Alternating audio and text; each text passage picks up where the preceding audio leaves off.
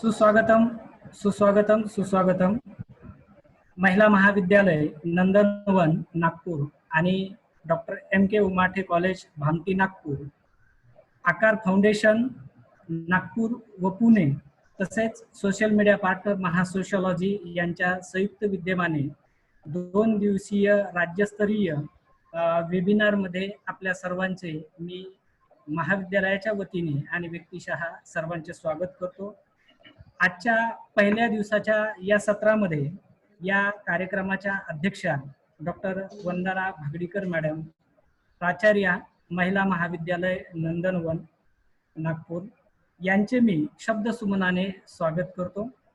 तसेच आजच्या कार्यक्रमाचे प्रमुख अतिथी डॉक्टर D.V. नाईक सर, प्राचार्य doctor M.K. Umate college Nagpur यांचे देखील मी शब्दसुमनाने स्वागत करतो. तसेच आजच्या कार्यक्रमाचे मार्गदर्शक प्रमुख वक्ते श्री राम वाघ सर, संचालक आकार फाउंडेशन नागपूर यांचे देखील मी शब्दसुमनाने स्वागत करतो. प्राध्यापक व विद्यार्थी मित्रांनो, सध्या कोरोनाच्या प्रादुर्भावामुळे विद्यार्थ्यांच्या शिक्षणावर दूरगामी परिणाम झालेला आहे. तसेच वाचन, लेखन, चिंतन, मनन या विविध घटकांची रुजवणूक विद्यार्थ्यांमध्ये व्हावी, तसेच त्यांच्यामध्ये स्पर्धा परीक्षेची जाणीव जागृती व्हावी या उद्देशाने या वेबिनारचे आयोजन केलेले आहे. या कार्यक्रमास आवर्जून उपस्थित असलेल्या आजच्या कार्यक्रमाच्या अध्यक्षा डॉक्टर वंदना भागडीकर मॅडम यांचा मी थोडक्यात परिचय देतो. मॅडम सध्या महिला महाविद्यालय नंदनवन नागपूर येथे प्राचार्य म्हणून कार्यरत आहेत. त्यांना गेल्या 24 वर्षाचा टीचिंगचा अनुभव आहे. मॅडम सध्या राष्ट्रसंत तुकडोजी महाराज नागपूर विद्यापीठच्या इंग्लिशच्या BOHच्या सदस्य देखील आहेत. मॅडमचे 2 पुस्तके, 40 संशोधन लेख देखील प्रकाशित आहेत. मी मॅडमला विनंती करतो की मॅडमनी विद्यार्थ्यांना मार्गदर्शन करून शुभेच्छा संदेश द्या. धन्यवाद sir. A very warm good morning to all. Honorable Dr. D.V. Naik, Principal, Dr. Umate College, Nagpur. Honorable Resource Person, Mr. Ram Wagh, Director, Akar Foundation, Pune and Nagpur. Coordinators of the webinar, Dr. Chandrasekhar Geete, Dr. Vinod Khedkar, and dear digital participants.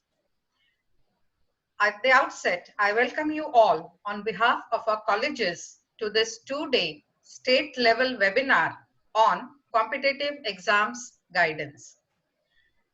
Today, the situation around us is grim, depressing, and sometimes very scary also. The pandemic has indeed created havoc, but in the whole world. But we should also see the positive side of the effect of COVID-19. This pandemic has given us an opportunity to explore new ways and means of communication. The technology has come to our rescue, and we have the opportunity to listen to the erudite and learned resource persons from the nook and corner of the country and even beyond the borders. Even the participants also have an opportunity to join online from any part of the country. So this is the positive side of COVID-19. With the aim to develop the interest of the students in this situation for preparing for the competitive exam, we, the organizing colleges, have organized this webinar. The resource person for this webinar is an expert in this field. His expertise will definitely help you to understand the need for appearing in these exams, as clearing them will give you both job opportunity as well as a good future. He will also guide you on how to go ahead with the preparation for these exams and also the processes involved while undertaking these exams. I'm sure that this 2 days state level webinar will definitely be fruitful for your understanding of these exams in a better way. I appreciate the efforts taken by the 2 coordinators of the 2 colleges for their initiative and effort. Once again, I welcome you all and wish you a successful webinar. With this, I declare that the webinar is inaugurated. Thank you. Thank you ma'am, धन्यवाद madam. यानंतर या कार्यक्रमाचे प्रमुख पाहुणे doctor DV Naik sir यांचा थोडक्यात परिचय करून देतो. डॉक्टर नाईक सर हे doctor MK Umate college Nagpur येथे सध्या प्राचार्य आहेत.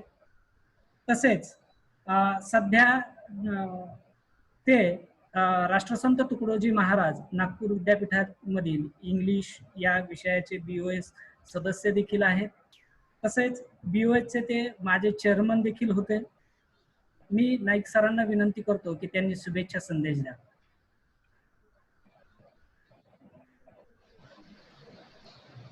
धन्यवाद खेडकर सर. आजच्या कार्यक्रमाला उपस्थित प्राचार्य डॉक्टर भागडीकर मॅडम, राम वाघ सर, विनोद खेडकर सर, महासोशिओलॉजी आणि सर्व आयोजक, आपण सर्व जाणताच आहात आणि मॅडमनी आपल्याला सगळ्यांना सांगितलंय की जी परिस्थिती आज निर्माण झालेली आहे, पण त्यातही एक चांगली गोष्ट ही आहे की आपण सगळे ऑनलाईनच्या माध्यमातून तरी एकमेकांच्या संपर्कात येतो आहोत आणि त्याचा एक चांगला उपयोग आपण करून घेणार. स्पर्धा परीक्षा बद्दल जी 20 वर्षाआधी जी भूमिका लोकांची होती ती आज नाही. आजपर्यंत आपण बघत होतो की प्रत्येकाला आपल्या मुलाला इंजिनियर, डॉक्टर्स हेच करायचं आहे. याच दोन फील्ड सगळ्यांना सोयीच्या होत्या, उपलब्ध होत्या. जो अवेअरनेस कॉम्पिटेटिव्ह एक्झामच्या बाबतीत हवा होता तो नव्हता, परंतु आज प्रत्येक जण अवेअर झालेला आहे, जागरूक आहे आणि प्रत्येकाला एक माहित झालेलं आहे की स्पर्धा परीक्षांशिवाय पर्याय नाही. आज प्रत्येक क्षेत्रामध्ये आज कुठलंही शिक्षण घेतलं तरी नंतर शेवट मात्र त्यांना कॉम्पिटिशन मधून जावं लागतं. गव्हर्नमेंटने सुद्धा अगदी 5वी पासून कॉम्पिटेटिव्ह एक्झामचा मुलांना माहिती व्हावी त्याचे सर्व प्रयत्न केले आहे. अभ्यासक्रमांमध्ये तशा गोष्टी आलेल्या आहेत. आज खरी गरज आहे ती कॉम्पिटेटिव्ह एक्झामची आणि कॉम्पिटिशन मध्ये तयार होण्याची. म्हणून विद्यार्थी मित्रांनो, ही एक चांगली संधी आपल्याला राम वाघ सरांच्या माध्यमातून आलेली आहे. याचा आपणा सगळ्यांना फायदाच होईल.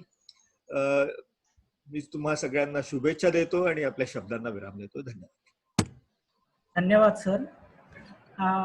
यानंतर या कार्यक्रमाचे प्रमुख वक्ते व आजचे मार्गदर्शक डॉक्टर राम वाघ सर यांचा मी थोडक्यात परिचय करून देतो. श्री राम श्रीकृष्णराव वाघ हे संस्थापक संचालक आकार फाउंडेशन पुणे व नागपूरचे संचालक आहेत. त्यांचं शिक्षण MA इंग्लिश, हिस्ट्री आणि पब्लिक ॲडमिनिस्ट्रेशन मध्ये झालेलं आहे. तसेच त्यांचं D.Ed आणि B.Ed देखील कंप्लीट झालेलं आहे. त्यांची MPSC द्वारे राज्य गुप्त वार्ता अधिकारी वर्ग 2 मध्ये निवड देखील झालेली होती. तसेच त्यांची PSI पदी देखील निवड झालेली होती. 2003 ते 2016 पर्यंत वाघ सर जिल्हा शिक्षण प्रशिक्षण संस्थेमध्ये अध्यापक म्हणून देखील कार्यरत होते. MPSC व UPSC परीक्षेचे तज्ञ मार्गदर्शक म्हणून 2009 पासून राम वाघ सर कार्यरत आहेत. 2016 मध्ये अध्यापक पदाचा राजीनामा देऊन आकार फाउंडेशनची स्थापना त्यांनी केली आणि नागपूर तसेच पुणे या ठिकाणी हे कार्यरत आहे. तसेच तेव्हापासून ते आजतागायत ते विद्यार्थ्यांना वेळोवेळी मार्गदर्शन करतात. मी आपल्या आणि त्यांच्यामध्ये जास्त वेळ न घेता सरांना मार्गदर्शन करण्यासाठी निमंत्रित करीत आहे.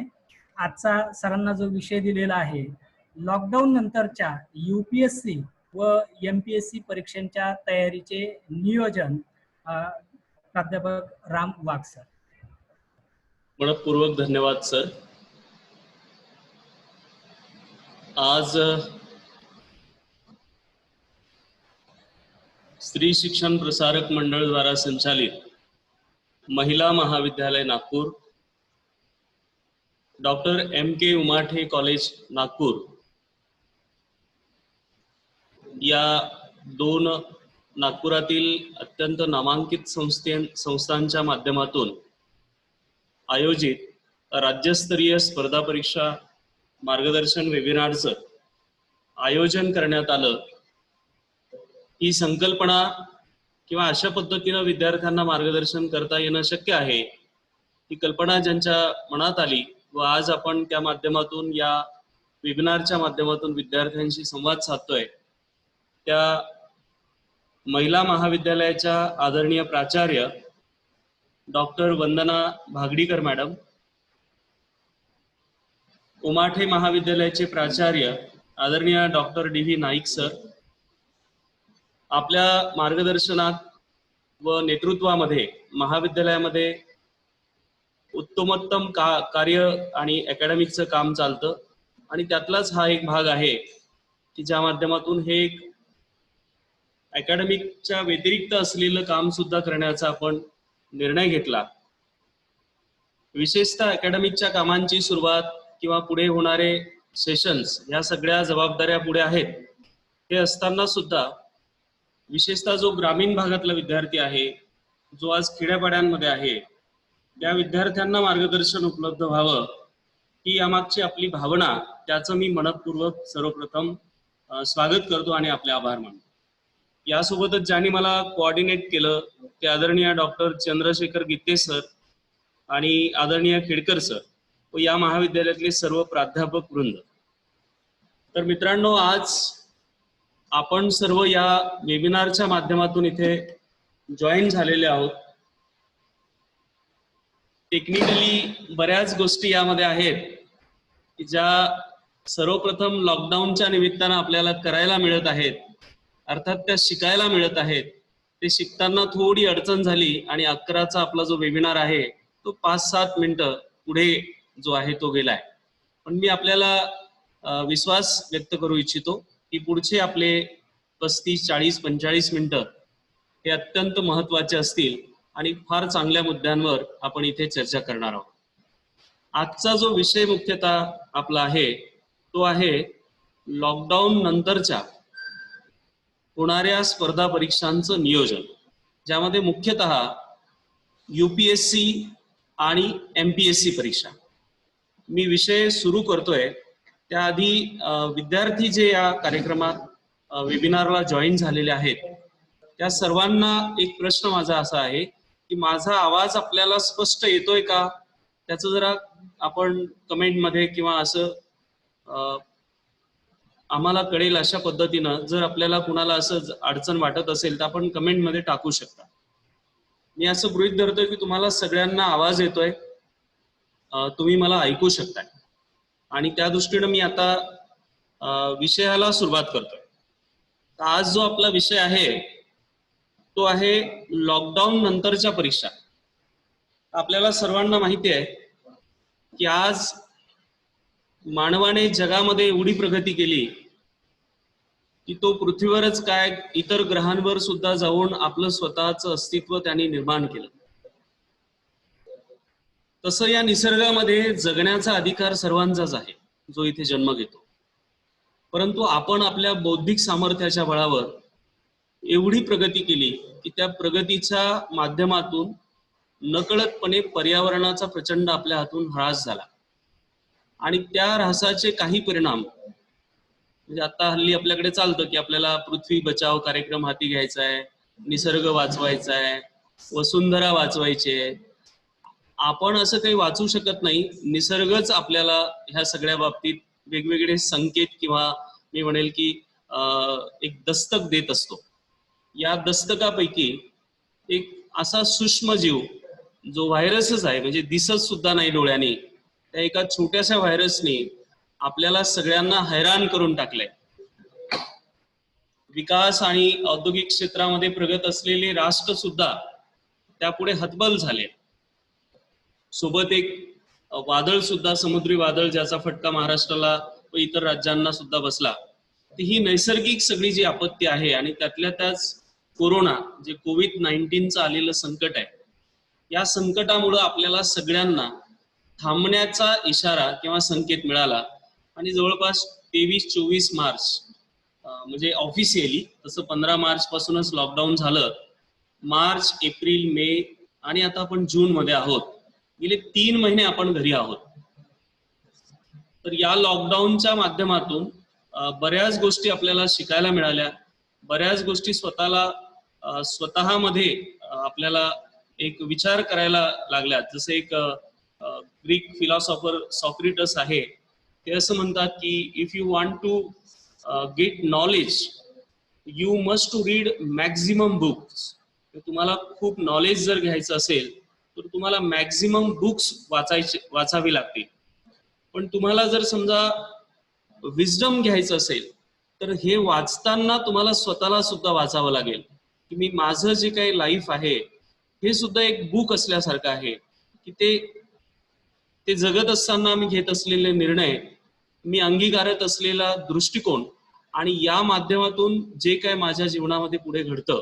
आणि म्हणून आज जे लॉकडाऊन आलेलं आहे, या लॉकडाऊनचं जसं ऑनरेबल डॉक्टर वंदना मॅडम यांनी सांगितलं की याच्या पॉझिटिव्ह साईड्स आहे की आपण स्वतःचं इथे एक आत्मचिंतन करण्याची वेळ आपल्याला मिळाली.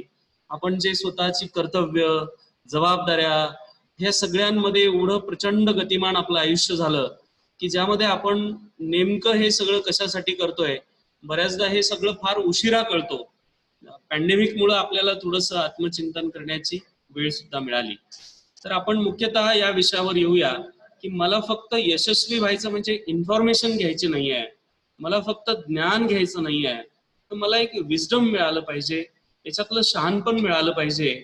आणि at the end of life मला असं वाटलं पाहिजे की मी I get success in every way of my life.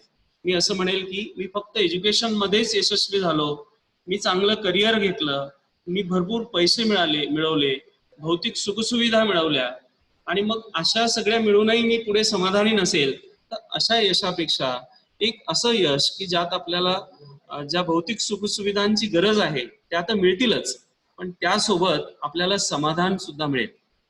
आणि म्हणून लॉकडाऊनच्या माध्यमातून आज जो मुख्यतः आपला विषय आहे तो आहे की लॉकडाऊन नंतरच्या स्पर्धा परीक्षा. तर लॉकडाऊन होऊन साधारणतः मार्च, एप्रिल, मे आणि आता जून, साधारणतः 3 महिने ऑलमोस्ट आपले झालेले आहेत. या 3 महिन्यामध्ये एक संदिग्ध अशा पद्धतीची स्थिती होती की परीक्षा कधी होणार की नाही होणार. आणि अशा स्थितीमध्ये एक मागच्या आठवड्यामध्ये युपीएससीनं नोटिफिकेशन दिलं की युपीएससी पूर्व परीक्षा 4 ऑक्टोबर 2020 ला होईल. हे संभाव्य नोटिफिकेशन आहे. म्हणजे दुसरं, एमपीएससी राज्यसेवा स्टेट सर्व्हिसेस एक्झामिनेशनचं एक शेड्यूलच असतं की युपीएससीच्या परीक्षेच्या साधारणतः 1 महिना अगोदर राज्यसेवा आणि कंबाईनच्या PSI, STI, ASO ह्या परीक्षा होत असतात. आणि जसंही युपीएससीचं शेड्यूल, टेंटेटिव्ह शेड्यूल डिक्लेअर झालं तसं एक काल म्हणजे अगदी एक दिवसा अगोदरच राज्यसेवेचं सुद्धा शेड्यूल एमपीएससीने डिक्लेअर केलंय आणि ती परीक्षा 13 सप्टेंबर 2020 ला होणार आहे. त्यानंतर PSI, STI गट ब ची जी परीक्षा आहे, कंबाईंड प्रिलिम्स आपण त्याला म्हणतो, ती परीक्षा 11 ऑक्टोबर 2020 ला आहे. म्हणजे साधारणतः लॉकडाऊनचा हा टाइम आणि यापुढे सुद्धा आपण जर आता राज्यसेवेला प्रेडिक्ट करतोय तर सप्टेंबर आपल्याला मिळतोय, तर जूनचे 15 दिवस, जुलै पूर्ण महिना आहे, ऑगस्ट पूर्ण महिना आहे आणि त्यानंतरचे 10 दिवस, म्हणजे साधारणतः 2.5 ते 3 महिने आपल्या हातामध्ये आहेत. तर आता आपण ज्या विषयाला मुख्यतः घेऊन एका प्लॅनिंगच्या संदर्भाने इथे एकत्रित आलोय तो विषय हा आहे की लॉकडाऊन नंतर होणाऱ्या परीक्षा. तर आपल्याला आता आयोगाने नोटिफिकेशन दिलंय.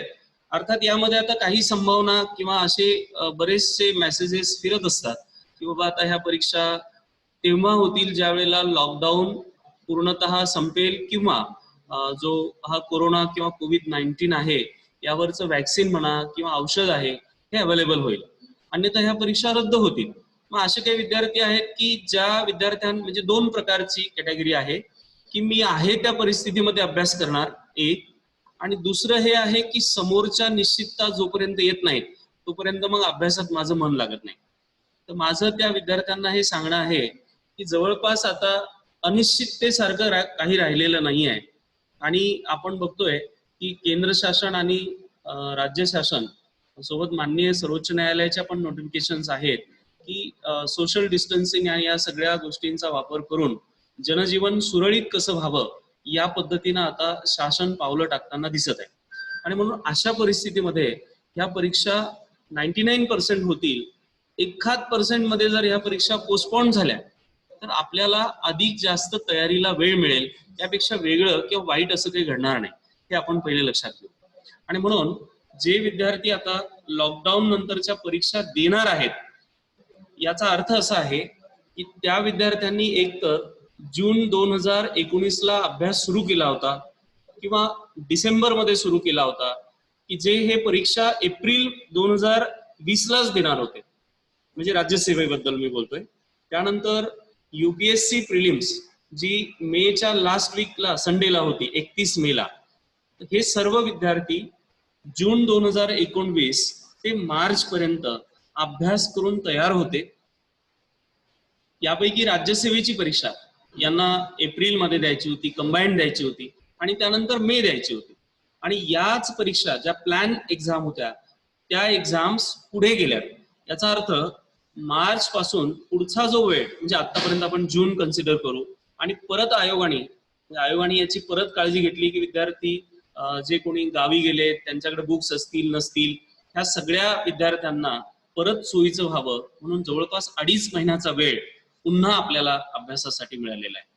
आणि म्हणून आता आपण इथे असं गृहीत धरू की मला जे ऐकणारे विद्यार्थी आहेत मुख्यतः, म्हणजे आज मी त्या विद्यार्थ्यांसाठी बोलतोय की जे विद्यार्थी आता ही परीक्षा देण्यास इतपत तयार झालेले आहेत किंवा ते या 2.5 महिन्यामध्ये तयारी करून ती परीक्षा देणार आहेत आणि ती क्वालिफाय करणार आहेत. दुसरी कॅटेगरी किंवा दुसरा विषय असा असेल की काही विद्यार्थी 10वी पास आहेत, 12वी पास आहेत व डिग्री सोबत ती परीक्षा देऊ इच्छितात, म्हणजे अर्थात त्याची तयारी करू इच्छितात. काहींकडे 2 वर्षाचा वेळ आहे त्यामध्ये तयारी करू इच्छितात, काहींकडे 3 वर्षाचा 1 वर्षाचा वेळ आहे ते तयारी करू इच्छितात, म्हणजे अगदी नवीन विद्यार्थी आहेत. म्हणजे या सर्व विद्यार्थ्यांसाठी मी उद्याला बोलणार आहे, म्हणजे जे नवीन स्टुडंट आहेत की त्यांच्यासाठी अभ्यासाचं नियोजन कसं असावं. आज मी कॉन्सन्ट्रेटली त्याच विद्यार्थ्यांसाठी बोलतोय की जे विद्यार्थी येणाऱ्या आगामी परीक्षांसाठी तयारी करत आहेत किंवा तयार आहेत. आता लॉकडाऊन अचानक झालं, आपण आता प्रिपरेशन फेज मध्ये जातोय आणि मी मुख्यतः विद्यार्थ्याला केंद्रित ठेवून बोलण्याचा माझा प्रयत्न असेल.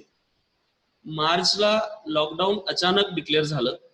पहिला जो लॉकडाऊन होता तो 1 दिवसाचा होता आणि मग 1 दिवसानंतर सगळेजण आहे त्या स्थितीमध्ये मी म्हणेल की आपल्या घरी किंवा रूमवर होते, काही विद्यार्थी अभ्यास करणारे ते तिथेच थांबले. त्यानंतर शासनाने 8 दिवस मग 15 दिवस असं हे वाढत गेलं. यामध्ये ज्या विद्यार्थ्यांना शहरांमधून गावी जाणं शक्य आहे ते गावाला गेलेत. बऱ्याच संस्थांनी शासनाने सुद्धा त्या विद्यार्थ्यांना आपल्या कुटुंबास जवळ पाठवण्याची व्यवस्था केली आहे.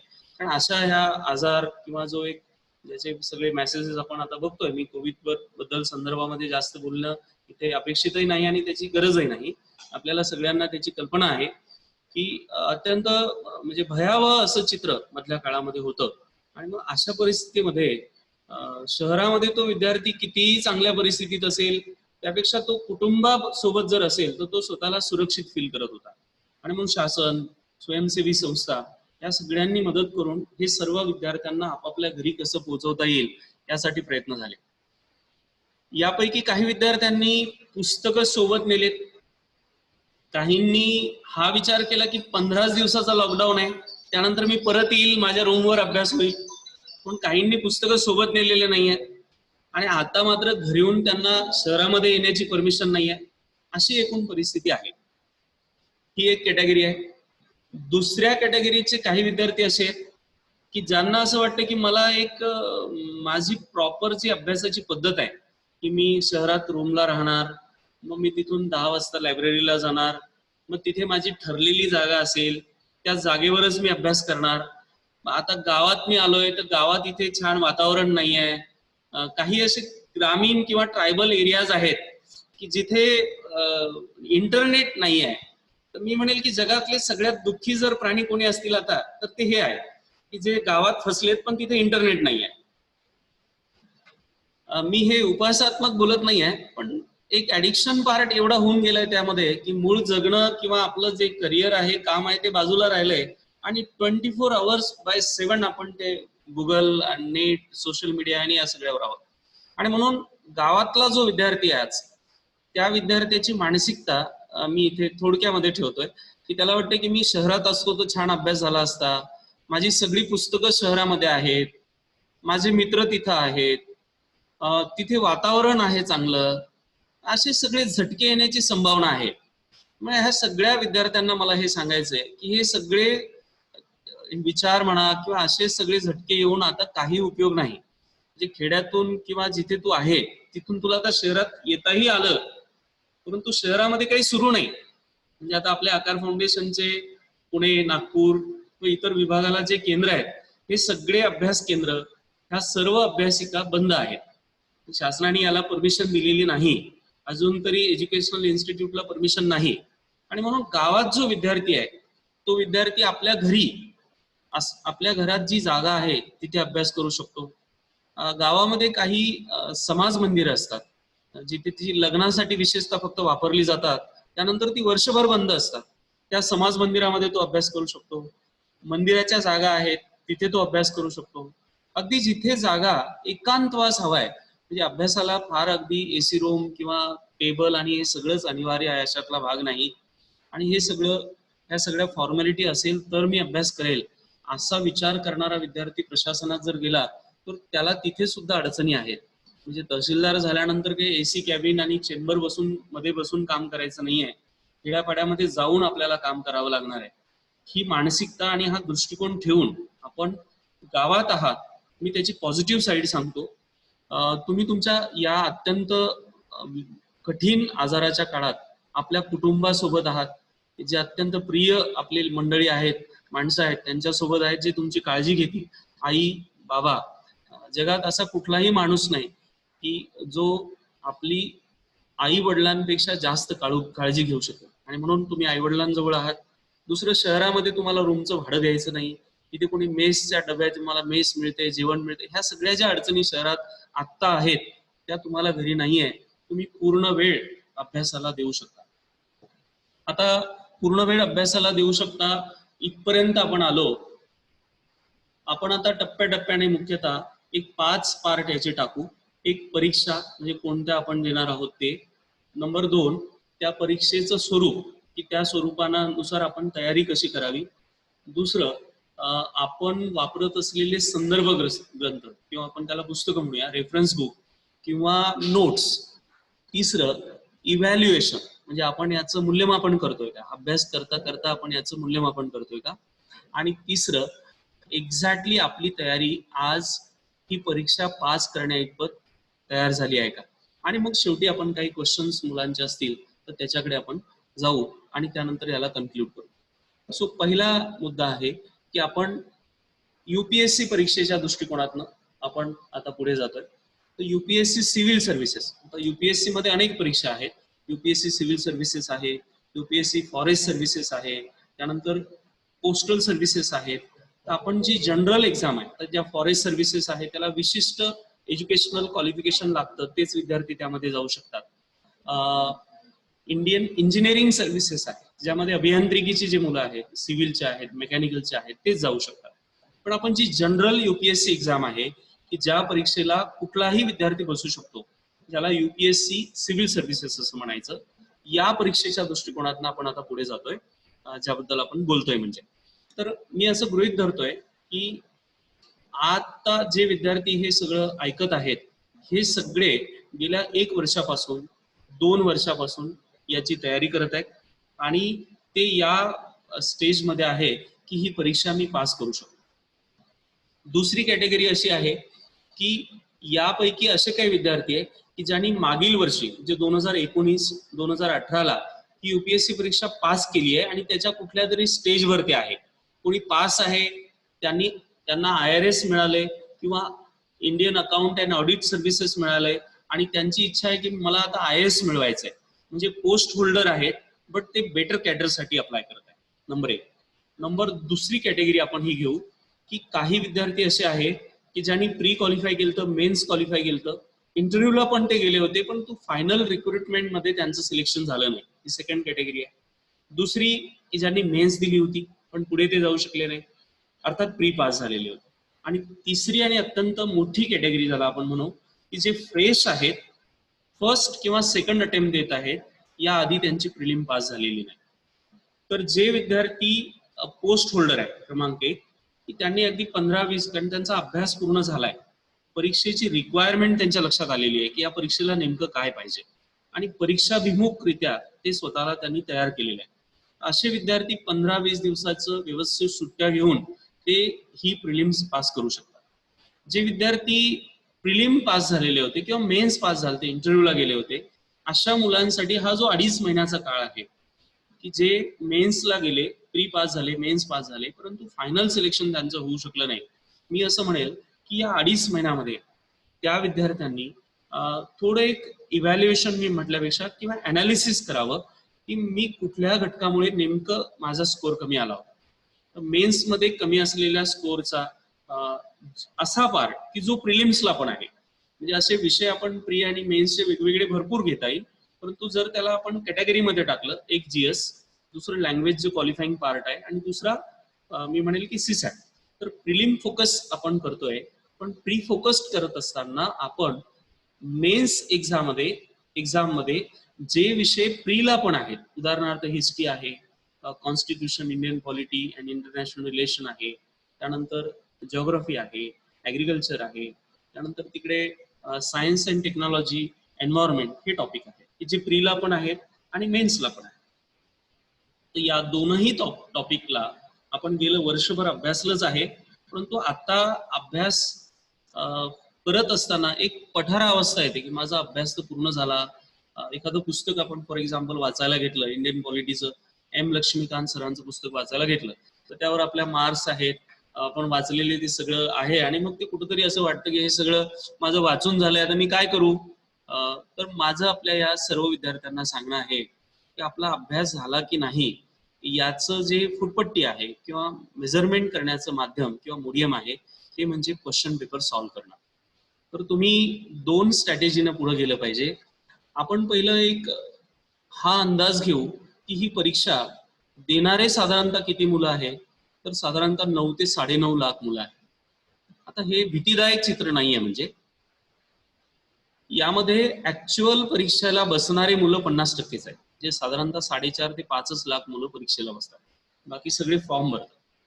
या 4.5-5 लाखापैकी परत 50%च मुलं आहेत असे की जे विद्यार्थी ऍक्च्युअल त्यांनी तयारी केली आहे, कुठेतरी त्यांनी अभ्यासिका जॉईन केली आहे किंवा ते फुल टाइम अभ्यास करतात. आता 5 लाखातले अर्धा म्हणजे साधारणतः 50% जर आपण विचारात घेतले तर 2.5 लाख झाले. या 2.5 लाखातले मी आज 2009 पासून या क्षेत्रामध्ये काम करतोय. अगदी फोकस्ड स्टडी मी ज्याला म्हणेल की जो एक रिझल्ट ओरिएंटेड अभ्यास असतो, अशा करणाऱ्या मुलांची, फोकस असलेल्या स्टुडंटची देशभरात 50,000च्या वर संख्या नाही. Focus study. आता फोकस स्टडी काय याकडे आपण नंतर जाणार आहोत. आणि या 50,000पैकी दरवर्षी शासन साधारणतः 1000 ते 1100 जागा भरतो.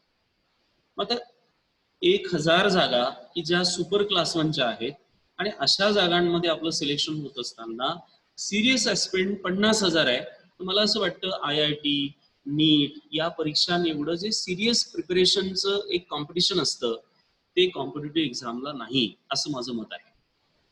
आता हे सगळं मी या अनुभवावरनं बोलतोय की आपण आता सिरियस ऍस्पिरंट म्हणजे कुणाला म्हणायचं. सिरियस ऍस्पिरंट त्याला म्हणायचं की ज्या विद्यार्थ्याला हे माहिती आहे की मला ही परीक्षा पास करायची, म्हणजे माझ्याकडे कुठल्या बेसिक कॉम्पिटन्सी असल्या पाहिजे, म्हणजे क्षमता असल्या पाहिजे. दुसरं की या परीक्षेचं स्वरूप काय आणि त्या स्वरूपानुसार मला परीक्षाभिमुख तयारी करायची. तिसरं त्याचे रेफरन्सेस व्यवस्थित वाचून समजून झालेत का? बऱ्याचदा असं होतं की मला वाचून झालंय हो, पण मला ते समजलं का? आणि त्याच्या पुढची स्टेज म्हणजे की मला ते व्यक्त होता येतं का, म्हणजे मला लिहिता येतं का? लिहिल्यानंतरची परत स्टेज आहे की मी जे लिहिलं ते परीक्षेला अनुसरून आहे का, नेमकं जेवढं लिहायला पाहिजे होतं त्याला अनुसरून आहे का. ह्या सगळ्या स्टेजेस त्यामध्ये आहेत. आणि म्हणून युपीएससी प्रिलिम्सच्या दृष्टिकोनातनं जो विद्यार्थी आता म्हणजे जी डिक्लेअर झालेली एक्झाम आहे की ज्या एक्झामची प्रिपरेशन तो करू इच्छितोय, त्या 4 ऑक्टोबरला जर त्या विद्यार्थ्याला ही परीक्षा पास करायची असेल तर यामध्ये प्रिलिम्सला आपल्याला 2 पेपर आहेत. एक पहिला पेपर जो जीएस चा पेपर आहे आणि दुसरा पेपर जो सीसॅटचा पेपर आहे. तर जीएस आणि सीसॅट या 2 पेपर मधलं स्वरूप असं आहे की पहिला जो पेपर आहे या पेपर मधले मार्क्स आपले काउंट होणार आहे आणि दुसरा जो पेपर आहे की ज्यामध्ये आपल्याला क्वालिफाय करायचं. तो क्वालिफाय करताना 66+% म्हणजे आता आपण 200 पैकी म्हणजे साधारणतः तिकडे 120च्या वर मार्क्स तुमचे असायला हवे. ओके. आणि इकडे जीएस मध्ये म्हणजे क्वालिफाय होऊन आता मी पहिलं सीसॅटला कन्क्लूड करतोय की मला क्वालिफाय व्हायचं म्हणजे त्याच्याकडे लक्षच द्यायचं असं नाहीये. म्हणजे क्वालिफाय व्हायचं अर्थात मला त्यामध्ये अर्थात त्याला 66% मला घेता आले पाहिजे. म्हणजे तेवढी प्रिपरेशन माझी असली पाहिजे ज्यामध्ये मुख्यतः कॉम्प्रेन्शन पार्ट आहे, ऍप्टिट्यूडचा पार्ट आहे ज्यामध्ये क्वांटिटेटिव्ह ऍप्टिट्यूड आहे, रिझनिंग आहे, डाटा इंटरप्रिटेशन आहे, डिसिजन मेकिंग आहे. या सेक्शनची मला प्रिपरेशन करावी लागेल आणि त्यातून मला जजमेंट घेता येईल. मी युपीएससीच्या दृष्टीने बोलतोय, युपीएससी सीसॅट. आता इथे साधारणतः आपण 2-2 दिवसाला आपण प्रिपरेशनचा प्लॅन टाकू शकतो. मंडे, वेनसडे, फ्रायडे, संडे मधला जो दिवस असेल तो व्हॅल्युएशनला राहील आपल्या की नेमकं माझं कॉम्प्रिहेन्शन मध्ये मी कुठं आहे, मला डाटा इंटरप्रिटेशन असेल, रिझनिंग असेल, ऍप्टिट्यूड, क्वांटिटेटिव्ह ऍप्टिट्यूड असेल आणि तिथे मला प्रिपरेशनला वेळ देता येईल. म्हणजे पेपर दिला, फक्तच पेपर दिल्याला अर्थ नाही. तो दिलेला जो पेपर आहे त्या पेपरमध्ये मला नेमके मार्क्स किती पडत आहे आणि जे माझे मार्क्स चुकत आहे म्हणजे ते अर्थात त्याचे काहीतरी एरिया आहे, त्या एरियामध्ये जाऊन मला स्वतःला परत ते मला तयार करायचं. हे झालं सीसॅट बद्दल. दुसरा जो विषय आहे तो आहे जीएस, ज्यामध्ये मुख्यतः 7 घटक आपल्याला आहे. एक करंट आहे, दुसरं हिस्ट्री आहे, जिओग्राफी आहे. मी हे मुख्यतः ठळक मनाने नावं घेतोय, आपल्याला हे सगळे विषय माहिती आहेच. म्हणजे एन्व्हायरमेंट आहे, सायन्स आहे, हे सगळे जे पॉलिटी आहे, हे सर्व विषय मला नीट समजलेत का पहिली गोष्ट, म्हणजे अर्थात माझे वाचून झालेत का, वाचून झालेत का आणि मग समजलेत का, याच्यासोबत माझं करंट व्यवस्थित झालंय. कारण आता मागचे जर आपण साधारणतः 2018, 17, 19 जर आपण बघितले तर साधारणतः एक रिक्वायरमेंट ही आहे की मला मुख्यतः 105 किंवा एक ओपन संवर्गामध्ये मी जर असेल तर 110च्या प्लस मला मार्क्स असले पाहिजे. ही महत्वाची इथे अट आहे. तर हे 110 मार्क्स जर मला मिळवायचे असेल तर त्या संदर्भानं माझं जे 7 विषयांचं नियोजन आहे त्यासोबतच त्या विषयासोबतच माझं करंट रिलेट जो स्टडी आहे त्याचं जे नियोजन आहे ते व्यवस्थित असलं पाहिजे. आणि म्हणून युपीएससी प्रिपरेशन करणारे जे ऍस्पिरंट्स आहेत या सर्व ऍस्पिरंट्सला मला इथे अत्यंत विशेषत्वानं असं नमूद करायचंय की ही प्रिपरेशन करत असताना फक्त पुस्तकं वाचून चालणार नाही, तर आपलं एक 4 टप्प्यामध्ये नियोजन असावं की माझं प्रिव्हियस इयर क्वेश्चन पेपरचं जे अनालिसिस अत्यंत महत्वाचं आहे ते झालंय का. नंबर 2, माझे सगळे विषय वाचून झालेत का, ते मला नीट समजलेत का. समजले नसेल तर माझ्याकडे आता परत जवळ 2.5 महिन्याचा वेळ साधारणतः आहे. तिसरं, हे जर विषय माझे वाचून झालेत तर मला यावर आता मला पेपर सॉल्व्ह करता येतील आणि माझा जो स्कोर आहे पेपर सॉल्व्ह केल्यानंतर तो साधारणतः 110+ जे आहे हा येतोय का. आणि हा जर येत असेल तर मग मी येणाऱ्या मध्ये असेल आणि त्यानंतर पुढचं मेन्सचं आणि इंटरव्ह्यूचं जे आहे ते नियोजन आपल्याला करता येईल. हे झालं UPSC civil services pre exam जी 4 ऑक्टोबर 2020 ला आपल्याला द्यायची. दुसरी जी परीक्षा आणि ज्याचं नियोजन आपल्याला करायचंय ती आहे एमपीएससी राज्यसेवा परीक्षा. आता एमपीएससी राज्यसेवा परीक्षेच्या नियोजनाच्या संदर्भानं आपण पुढच्या काही एक साधारणतः 5 ते 7 मिनिटांमध्ये परीक्षेच्या स्वरूपाला आणि नियोजनाला बघू. UPSC प्रिपरेशन करणारे जे ऍस्पिरंट आहेत, या सर्व ऍस्पिरंटला राज्यसेवा परीक्षा सुद्धा देता येणं शक्य आहे. हा एक कॅटेगरी आहे. दुसरी कॅटेगरी ही आहे की जे फोकस्ड स्टुडंट आहेत, की जे फक्त राज्यसेवेचाच अभ्यास करत आहेत. म्हणजे महाराष्ट्रातली राज्यसेवा ही परीक्षा ही जसं देशातली UPSC सिव्हिल सर्व्हिसेस ही सर्वोच्च परीक्षा मानली जाते, तशी ही राज्यसेवा राज्याअंतर्गत असलेली सर्वोच्च परीक्षा आहे. साधारणतः या परीक्षेचं जे डिक्लेरेशन 2019ला झालेलं आणि ज्याची परीक्षा एप्रिलला होणार होती, ती परीक्षा आता 13 सप्टेंबरला आहे. आणि या परीक्षेच्या संदर्भानं म्हणजे आपण असे बरेच मुलं आहेत की जे मार्चलाच तयार होते, मला आता एप्रिलला परीक्षा द्यायची आहे, त्यानंतर मला मेन्स द्यायची आहे, मला इंटरव्ह्यू द्यायचा आहे. हे सर्व मुलं लॉकडाऊनचा हा मधला पॅन्डेमिकचा टाइम आल्यामुळं जवळपास एप्रिल पासून जून पर्यंतचा हा टाइम आपल्याला मिळाला. तर या टायमांचं निश्चित आपण आपापल्या परीने अभ्यास केलाच असेल. सोबत आत्ता परत आपल्याकडे 2.5 महिन्याचा वेळ शासनाने आयोगाने एक्झाम डिक्लेअर केली आहे आणि होपफुली आपण असं गृहीत धरू की आता पुढे परीक्षा पुन्हा पोस्टपोन होणार नाही. म्हणजे आहे त्या परिस्थितीमध्ये शासन घेईल. तर परत काही असे मित्र असू शकतात की यार अजून काही कोविडचं काही व्यवस्थित झालं नाही सगळं, मग कशाचं हे होणार नाही. इथे आपण एक बाब लक्षात ठेवावी, शासन किंवा हे जे काही आपले कॉन्स्टिट्युशनल सगळे ऑर्गनायझेशन आहेत, MPSC असेल किंवा UPSC असेल, ही सगळी ऑर्गनायझेशन्स आपली कामं आहे त्या परिस्थितीमध्ये व्यवस्थित करतात. आज तुम्ही बघा की सगळ्यात फ्रंटवर ज्या आज ह्या विषाणूचा सामना करणारे सगळ्यात फ्रंटवर जर कोण असेल तर शासनातल्या व्यवस्थेतले लोक आहेत. म्हणजे आपण मुख्यतः पण राज्याचा किंवा देशाचा जर म्हणजे पॉलिटिशियन्स असतील किंवा हे सगळेच देशासाठी आपण काम करतो, पण हे धोरणात्मक निर्णयांमध्ये आहे. त्यांचं काम आहे की पॉलिसी डिझाईन करणे आणि याचं इम्प्लिमेंटेशन जे आहे हे शासनाच्या अधिकाऱ्यांकडे येतं.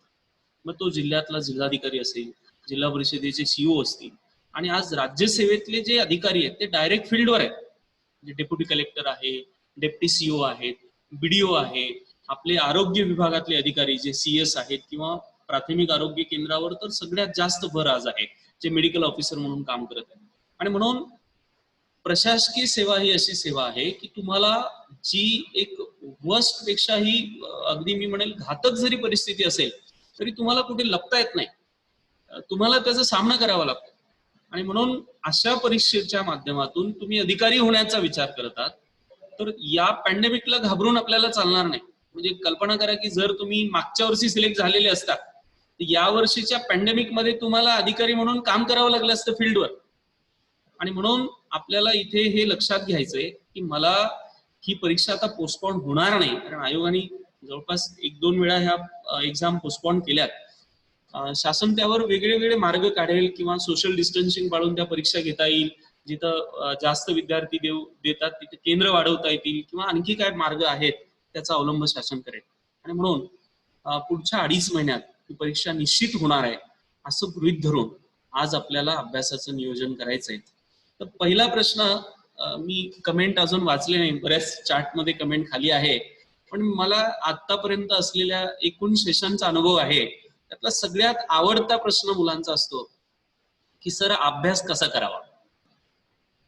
तर माझं त्या सगळ्या मुलांना हे सांगणं आहे की अभ्यास कसा करावा यापेक्षा महत्वाचं आहे की अभ्यास करावा. पहिला आहे की अभ्यास करावा, आणि अभ्यास करावा यासाठी तुम्ही पहिले कुठेतरी बसणं गरजेचं आहे. म्हणजे तुम्ही घरी आहात, तुम्ही अभ्यासिकेत आहात किंवा तुम्ही मंदिरात कुठेही आहात, कुठेतरी बसा तुम्ही निवांत आणि विचार करा की 2.5 महिन्यानंतर ही परीक्षा होणार आहे. ही परीक्षा झाली 2.5 महिन्यानंतर नाही झाली, 3.5 महिन्यानंतर होईल, 4 महिन्यानंतर आहे. आणि ही परीक्षा झाल्यानंतर परत 1 वर्षानंतर परीक्षा आहे.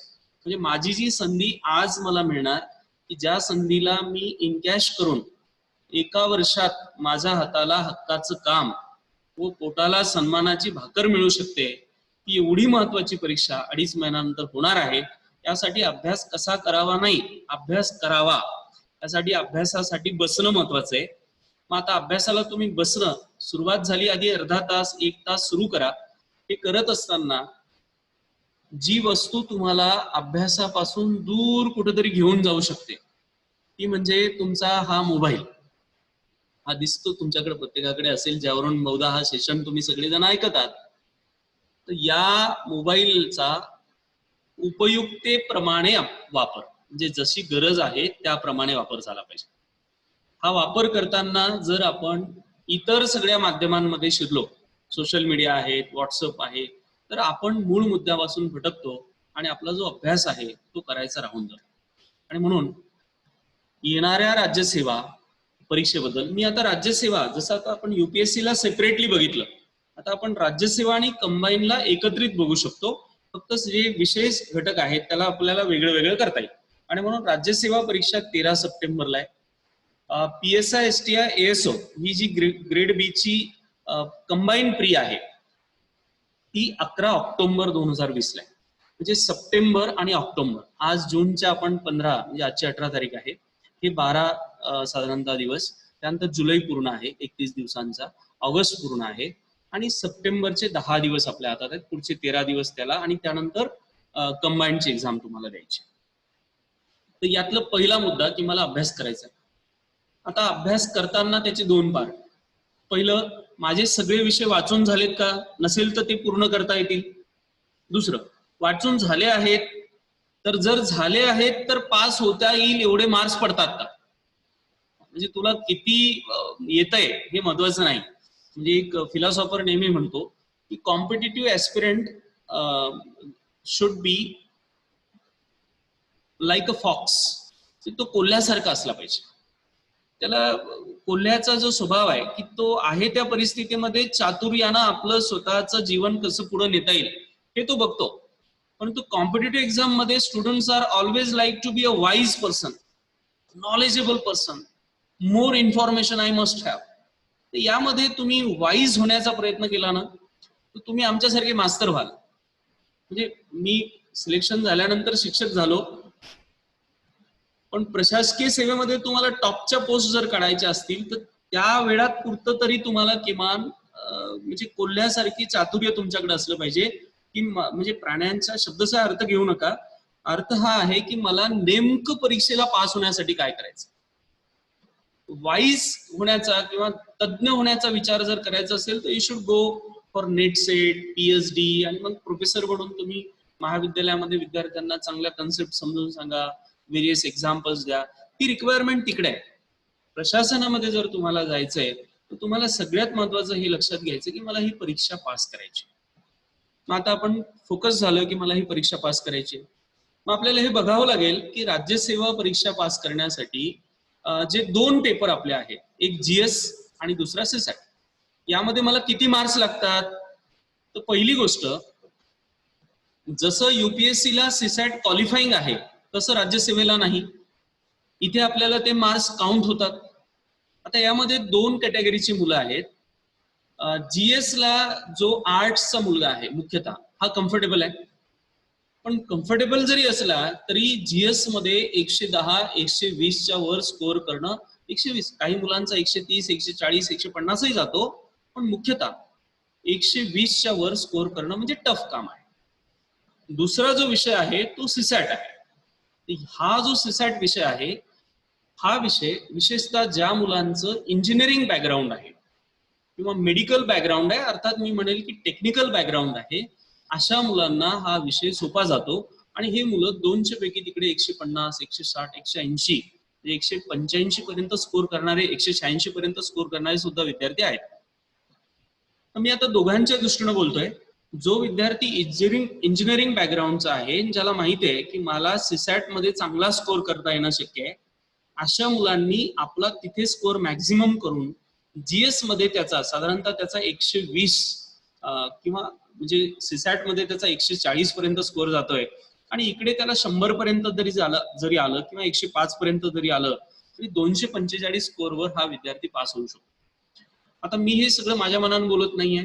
आपण 2017, 18, 19चे पेपर किंवा त्याचे जे कट ऑफ आहेत ओपनचे ते जर लक्षात घेतले तर साधारणतः 247, 245, 239 हे कट ऑफ आहेत. म्हणजे प्रीचे दोन पेपर GS 100 प्रश्न 200 मार्क्स, CSAT 80 प्रश्न 200 मार्क्स, म्हणजे टोटल मार्क्स 400 पैकी 247 असं मला त्यामध्ये म्हणायचंय. आणि म्हणून यावर्षीचा जो 2019चा कट ऑफ आहे तो 193 आहे. तर हा कट ऑफ व्हॅरी होतो प्रत्येक वेळेला, पोस्ट किती येतात, पेपरची काठिण्य पातळी कशी असते. परंतु 2016 किंवा 15 पासून जर तुम्ही बघितलं, हे जे स्वरूप सीसॅट आणि राज्यसेवेचं हे 2012 पासून सुरू झालं. परंतु मुख्यतः ही परीक्षा आधी ते पर्सेंटाईल, त्यानंतर 15 नंतरचं जरी आपण प्रेडिक्ट केलं तरी 245 प्लस माझा स्कोर जर असेल तर मी डेफिनेटली मेन्स मध्ये असतो. आता आपण हे बघू की किती मुलं परीक्षा देतात. साधारणतः 2.5 ते 3 लाख मुलं परीक्षा प्रिलिम्सच्या देतात. आता 2.5 ते 3 लाख मुलांपैकी 50% मुलं या परीक्षेला बसतात. आता यापैकी अभ्यास करणारे ऍक्च्युअल किती हा परत संशोधनाचा विषय, त्याकडे आपण जाऊ नये. परंतु मी असं म्हणेल की मेन्सला जे मुलं क्वालिफाय होतात त्यांचं प्रमाण किती आहे. तर साधारणतः 13 विद्यार्थी एका पोस्टसाठी मेन्सला घेतले जातात. मग आपण असं गृहीत धरा की 500 जागा आहेत, साधारणतः 400 जागा, 350-400 एवढ्या जागा आयोग काढतं. तर 400 जागा जर असतील इंटू 13 किंवा 12 तुम्ही घ्या, त्याचं कन्सिडर केलं, 500 जागाला जर 13 आपण मल्टिप्लाय केलं तर साधारणतः 6500 जे आहे हे पहिले मुलं मेन्सला सिलेक्ट होणार. म्हणजे तुम्हाला जर येणाऱ्या मेन्सला सिलेक्ट व्हायचं असेल तर फॉर्म किती मुलांनी भरलं दॅट डझंट मॅटर.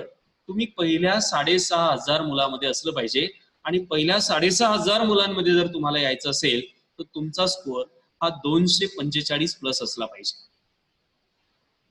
मग तुम्ही अभ्यास किती करत आहात, कशातून करत आहात, हा सगळा वैयक्तिक आणि आपापल्या पद्धतीनं करायचा पार्ट.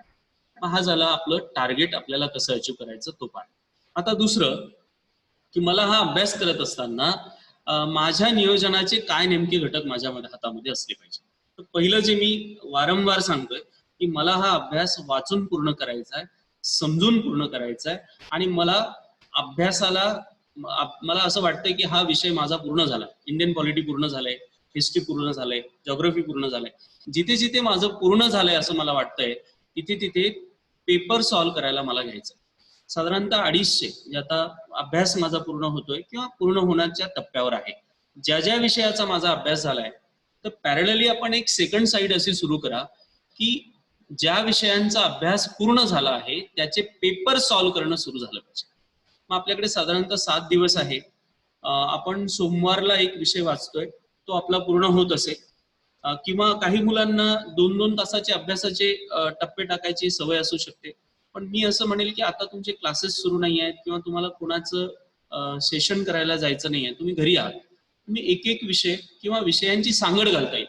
जसं तुम्ही हिस्ट्री आणि पॉलिटीची सांगड घालू शकता. हिस्ट्री हा असा विषय आहे की हिस्ट्री तुम्हाला नीट कळलं की तुम्हाला इंडियन पॉलिटी कळायला लागतं. म्हणजे पॉलिटी मधली प्रोसेस आहे किंवा पॉलिटी प्रोसेस मधलं जर 1773 पासून आपण रेग्युलेटिंग पासून घेतलं, त्यानंतर पुढे इंडियन पॉलिटीचं किंवा इंडियन कॉन्स्टिट्यूशन कसं जे आहे ते सुरू झालं, हे सगळं अभ्यास पुढे आपल्याला करता येतो. मग आपला हा अभ्यास झाला असेल तर आपण त्याचे प्रश्न सोडून बघावेत. आणि प्रश्न सोडून बघितल्यानंतर म्हणजे आता आपल्याला इथे प्रामुख्याने एक लक्षात घ्यायचंय की या परीक्षेचं नेचर काय आहे. या परीक्षेचं नेचर हे आहे की ही ऑब्जेक्टिव्ह परीक्षा आहे. प्रिलिम्स ही तुमची ऑब्जेक्टिव्ह परीक्षा आहे. आणि जर ही ऑब्जेक्टिव्ह परीक्षा आहे तर आपल्याला अभ्यासात परफेक्शन आणावं लागेल. जसं आपल्या फॉर एक्झाम्पल थेरॉटिकल एक्झाम ज्या 10वी 12वी किंवा डिग्री पीजीच्या एक्झाम्स असतात, त्या थेरॉटिकल एक्झाम मध्ये एक सोयीची बाब ही असते की एखादा विषय आहे महात्मा फुल्यांचं शैक्षणिक कार्य किंवा क्रांतीज्योती सावित्रीबाई फुले यांचं महिला व स्त्री शिक्षणाचं कार्य, तर यामध्ये आपल्याला 10 पैकी 5च मुद्दे आठवतात. तेवढे जरी लिहिले तरी व्हॅल्यूवर आपल्याला किमान काही मार्क्स देईल. पण ऑब्जेक्टिव्ह मेथडच्या ज्या एक्झाम्स किंवा पॅटर्नच्या ज्या एक्झाम्स आहेत त्या परीक्षेचं स्वरूप असं आहे की इथे जर तुमचे प्रश्न, तुम्हाला 2च गोष्टी, एक तर तुम्हाला उत्तर कन्फर्म आलं पाहिजे आणि कन्फर्म नाही आलं तर दुसरी व्यवस्था अशी आहे की तुमचे बरोबर आलेल्या उत्तरांमधलेही प्रश्न मायनस होतील. म्हणजे प्रिलिम्सला आपल्याला 1/3 निगेटिव्ह मार्किंग आहे. आणि म्हणून हा जो लॉकडाऊन पिरियड आपल्याला मिळाला तो विद्यार्थी मित्रांनो मी म्हणेल की सेल्फ इव्हॅल्युएशन साठी फारच उपयुक्त आहे की खरंच माझा अभ्यास पास होण्या इतपत तयार झाला आहे का, हे बघण्याची आपल्याला यामध्ये संधी आहे. आणि म्हणून अभ्यासासोबत इव्हॅल्युएशन. आता अभ्यास करताना पुस्तकं कोणती वाचायची हा विषय तुमच्याकडे असू शकतो. तर अर्थात तुम्ही आता वर्षभर अभ्यास केलाय, त्यामुळे पुस्तकाचं मुख्यतः मी फार इलॅबरेट करत बसत नाही, पण मी त्यात एक तुम्हाला सांगतो की या 2.5 महिन्यामध्ये खूप पुस्तकं वाचायची असं न करता, जी पुस्तकं तुम्ही वाचत होता त्यातलं कुठलं तरी एक पुस्तक तुमचं फायनल झालं असेल तर त्याच पुस्तकाला आयदर तुम्ही नोट्स बनवा किंवा तुमच्या स्वतःच्या वैयक्तिक नोट्स. म्हणजे माझं तर तुम्हाला सांगणं असेल की या परीक्षेत किंवा पुढच्या परीक्षांचं नियोजन तुमची स्वतःची एका विषयाची एक स्वतंत्र नोट्स तयार असली पाहिजे. एका नोट्स मध्ये सगळे विषय असावे. आता तुम्हाला हा प्रश्न पडेल की सर आपण असं कसं म्हणता की एवढे सगळे विषय आहेत, आपण असं खूप विषय जर विचारात घेतले, टॉपिक विचारात घेतले तर हजारो आहेत, पण मुख्यतः जर आपण त्याची विभागणी केली, एक लँग्वेजचा टॉपिक आहे ज्यामध्ये मराठी इंग्लिश आहे, दुसरा जीएसचा पार्ट आहे ज्यामध्ये हिस्ट्री आहे, पॉलिटी आहे, जॉग्रफी आहे, एन्व्हायरमेंट आहे, सायन्स अँड टेक आहे, हे सगळा पार्ट आहे जीएसचा. आणि तिसरं ऍप्टिट्यूड पार्ट आहे ज्यामध्ये कॉम्प्रेन्शन आहे, डिसिजन मेकिंग आहे, त्यानंतर क्वांटिटेटिव्ह ऍप्टिट्यूड आणि रिझनिंग, त्यानंतर डाटा इंटरप्रिटेशन आणि हा सगळं. मुख्यतः 3 सेक्शन आहे आणि विषय जर आपण प्रमुख पकडले तर हे 9 ते 10 आहे. तर या विषयांच्या नोट्स 2 मार्ग आहे. आता काही मुलं असे की त्यांना अगदी लिहायला आवडतं, पण काहींचा स्वभाव असे की अख्खं पुस्तक जसं तसं छापतात तिकडे. तसं करू नका. ऑलरेडी पुस्तक आहे ना, मग त्याला पूर्ण अख्खं तिकडे लिहायची गरज नाही. तर तुम्ही आयदर त्यातले महत्वाचे मुद्दे तर 3-4 पद्धतीनं तुम्ही केलं पाहिजे की प्रमुख बुलेट्स प्रमाणे त्या नोट्स तुम्ही काढू शकता, फ्लो चार्टचा वापर करू शकता, तुम्ही ट्री डायग्राम्स तयार करू शकता, जेणेकरून अभ्यास करताना, आणि त्या सुटसुटीत असाव्यात महत्वाचं म्हणजे, आणि महत्वाचं म्हणजे त्या शॉर्ट मध्ये असाव्यात. दुसरं, बऱ्याच विद्यार्थ्यांचं असं असतं की बाहेरच्या नोट्स घ्याव्यात का. काही मुलांचं असेल की नाही पुण्याला गेलं पाहिजे, मुंबईला गेलं पाहिजे, किंवा आकार फाउंडेशन किंवा इतर ज्या संस्था स्पर्धा परीक्षा क्षेत्रात काम करतात त्यांच्या नोट्स मिळवल्या पाहिजेत, मग त्या नोट्स मिळवल्या म्हणजे मग मी पास होईल असं नाहीये. नोट्स हा असा पार्ट आहे की तो आपला आपण तयार केला पाहिजे.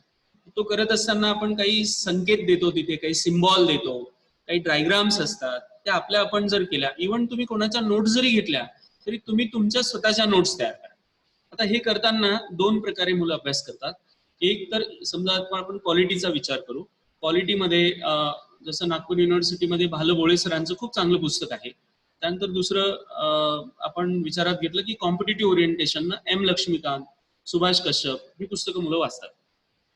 आता मुलांचं असं की ते 4 पुस्तकं घ्यायचे आणि मग 4 पुस्तकातून माझ्या नोट्स तयार करायचे.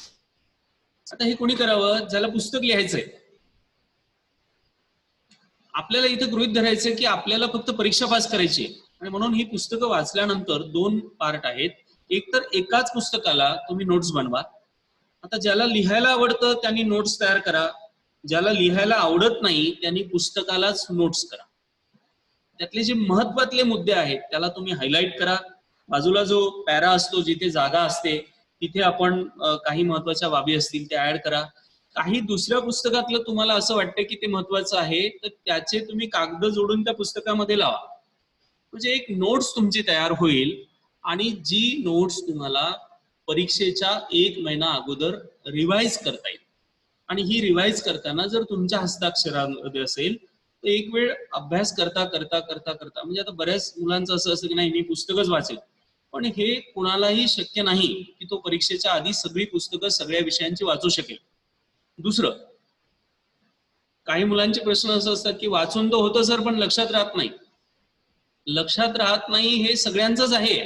असं जगात कोणी माणूस नाही की त्याच्या सगळं लक्षात राहतं. म्हणजे तुम्ही वाचल्यानंतर साधारणतः 1 महिन्यानंतर 15 दिवसानंतर साधारणतः 30% 40% लक्षात राहतं. पण आपल्याला परीक्षा किमान पास होईपर्यंत प्रयत्नपूर्वक लक्षात ठेवायचं असेल तर त्याचे काही टेक्निक्स, आणि म्हणूनच मी म्हणतो की नोट्स की ज्या वाचताना तुमच्या हस्ताक्षरात असेल तर ते स्कॅन होईल आणि फटाफट आपलं रिव्हिजन जे आहे ते होऊ शकतं. तर हे झालं याबद्दल. आता उदाहरणार्थ आपण एक उदाहरण घेऊ की हिस्ट्रीचं आपण नोट्सचं विभाजन कसं केलं पाहिजे. तर इतिहास या विषयाचं घेऊया आपण. याचे प्रामुख्याने 3 पार्ट केले पाहिजे आपण, की प्राचीन इतिहास एन्शियंट हिस्ट्री, मिडिवल हिस्ट्री मध्ययुगीन भारताचा इतिहास, त्यानंतर आधुनिक भारताचा इतिहास, मॉडर्न हिस्ट्री ऑफ इंडिया, आणि चौथा पार्ट यामध्ये की ज्यामध्ये राज्यसेवेला प्रश्न तुम्हाला प्रामुख्याने असतात, आणि तो आहे की महाराष्ट्राचा इतिहास. आता ह्या 4 इतिहासाच्या पार्टमध्ये प्रामुख्याने अशा घटनांचा अभ्यास आपण केला पाहिजे की ज्या घटनांचा मानवी जीवनावर परिणाम झाला. आपण प्राचीन जीवनामध्ये जर आपण बघितलं तर जो इथे सर्व्हाइव्ह करण्यासाठी फिट असेल तो जगू शकेल. ही जी डार्विन थेरी आहे, ज्या थेरीची आठवण आपल्याला या पॅन्डेमिक मध्ये झाली, आणि म्हणून पॅन्डेमिक मध्ये बऱ्याचशा अशा गोष्टी, मी त्याच्याकडे शेवटी जातोय की डिमॉरलाइज होणं किंवा आता आपलं कसं होईल, ह्या सगळ्या ज्या भावना विद्यार्थ्यांच्या येतात त्याची काही मेसेज पण आहे. मी कन्क्लूड करताना त्याकडे मुख्यतः जाईल. इथे मी आपल्या विषयाला घेऊन पुढे जातो की प्राचीन मध्ये की माणसानं सर्व्हाइव्ह कसं केलं, त्यामध्ये मुख्यतः त्यांनी शोध लावलेल्या काही प्रमुख वस्ती असतील, चाक असेल, अग्नी असेल, त्याचा अभ्यास करून आपण पुढे जावं.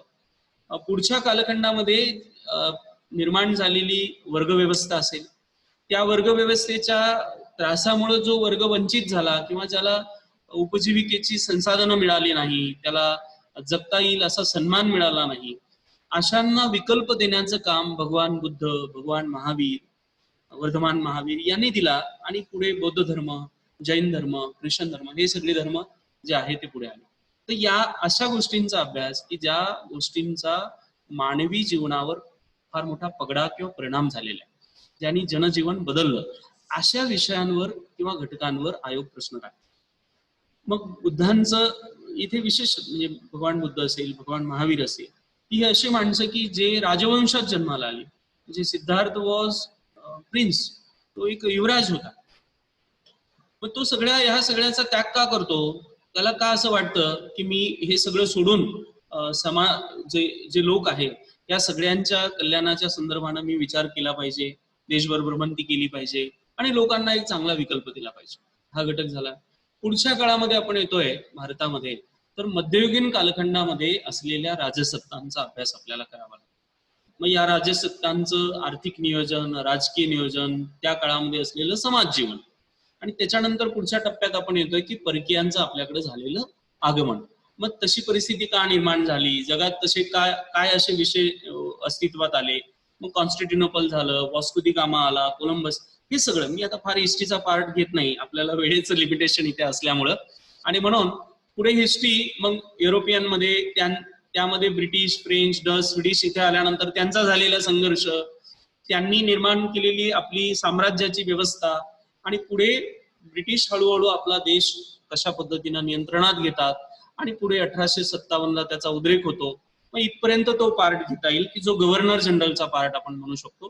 त्यानंतर उठाव झाला, आणि त्यानंतर व्हॉइस रॉय पार्ट जो आहे 1858 पासून पुढचा, आणि मग 1947 इथपर्यंत.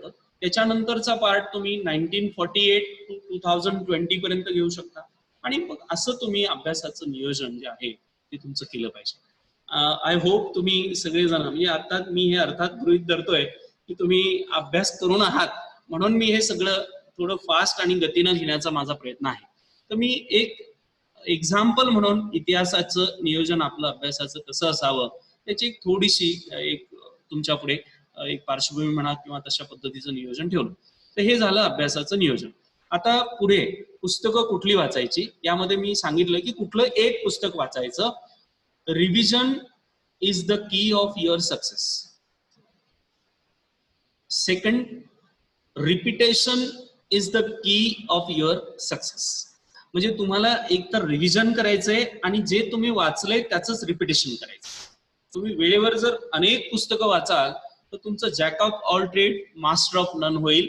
एकही धड अभ्यास नीट होणार नाही, आणि परीक्षेला ज्या कॉन्फिडन्सनी तुम्ही जाणं अपेक्षित आहे की माझं सगळं वाचून झालंय, माझं हिस्ट्री वाचून झालंय, मला त्यावर कुठलाही प्रश्न आला तर अडचण नाही, geography, economics, science, environment, CSAT, हे सगळं माझं वाचून रेडी आहे आणि मी आज परीक्षेसाठी तयार आहे, ही जी भावना किंवा हा जो विश्वास आपल्या मनात निर्माण होतो तो आपला अभ्यास नीट झाला तर होतो. ओके, आता यामध्ये पुढचे जे 2.5 महिने आहेत ज्यामध्ये तुम्हाला सांगितलं की पेपर इव्हॅल्युएशन, आणि दुसरा जो भर आहे तुम्ही राज्यसेवेची तयारी करत असताना करंटवर आपल्याला द्यायचं. करंट म्हणजे चालू घडामोडी. म्हणजे आता सगळे पेपरच्या संदर्भाने काही मुलांचं असं आहे की आता ह्या परीक्षा पुढे गेल्या मग नवीन पेपर तयार होतील का, नाही, त्याबद्दलची मी एक अगदी खात्री दायक अशा पद्धतीची बातमी आपल्याला सांगतो की हे पेपर ऑलरेडी त्या जिल्हाधिकारी कार्यालयांमध्ये पोहोचलेले आहेत.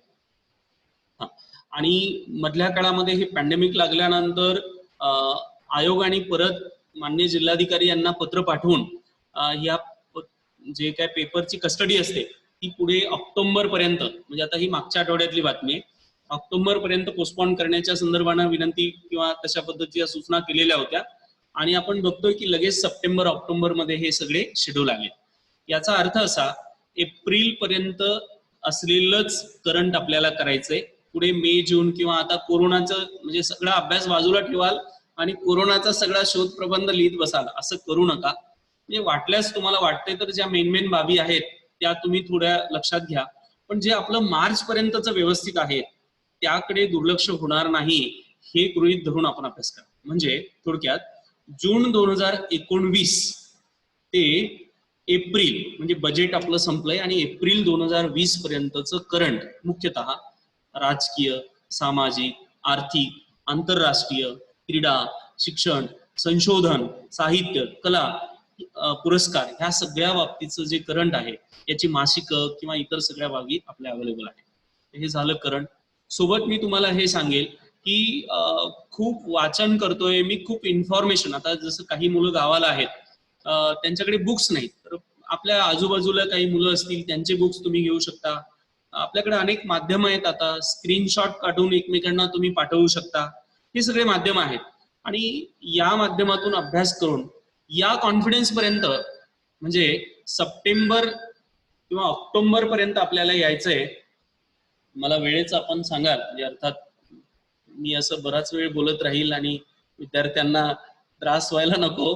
आय होप मी कन्क्लुजन येतोय म्हणजे बोला बोला. कारण मी चार्ट खाली बघू शकत नाहीये. आय होप विद्यार्थी सगळे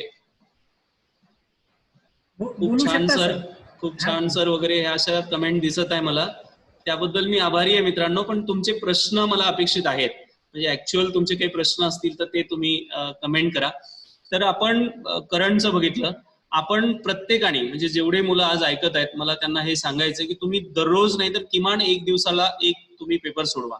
आणि तुम्ही ज्या आता बरेचसे मुलं पुण्याला होते, नागपूर, औरंगाबाद, तिथे तुमचे सर होते जे तुमचे पेपर तपासून तुम्हाला सांगत होते की बेटा तू कुठे आहे काय.